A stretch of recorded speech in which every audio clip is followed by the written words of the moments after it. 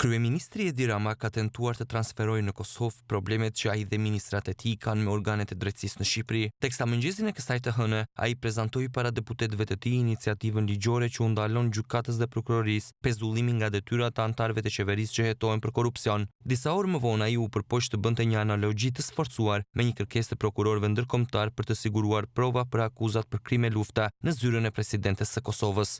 Mund të jetë sekret shtetëror këtu në Kosovë, por nuk është sekret shtetëror për mua që edhe presidenti i Kosovës është kërcënuar. Dhe këtë gjë nuk e dini sepse nuk është thënë asnjëherë, por po e them sot. Është kërcënuar sepse nuk ka lejuar që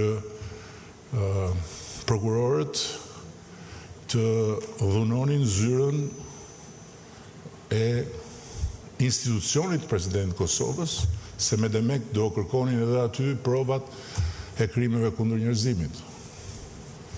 Gjë që natyrisht do ta vendoste Kosovën në sytë e botës si një shtet ku deri në zyrën e presidentit gjenden prova për krime kundër njerëzimit. Dhe kërcënimi i presidentes ka zgjatur 2 vjet. Por për nderin e saj dhe për nderin e Kosovës, ajo e ka ndaluar një gjë të tillë. Deklaratat u bën gjatë promovimit të librit Kur heshtja flet të akademiku dhe ish ambasadorit Ahmet Shala, i cili i kushtohet gjykimit që po i bëhet në Hag ish drejtuesve politik të ushtrisë çlirimtare të Kosovës. Kryeministri Rama po zhvillon një vizitë zyrtare në Prishtinë në prag të përvjetorit të 18 të pavarësisë së Kosovës. Ai është pritur me ceremoni zyrtare fillimisht nga kryeministri i vendit Albin Kurti dhe më pas nga presidentja e Kosovës Vjosa Osmani.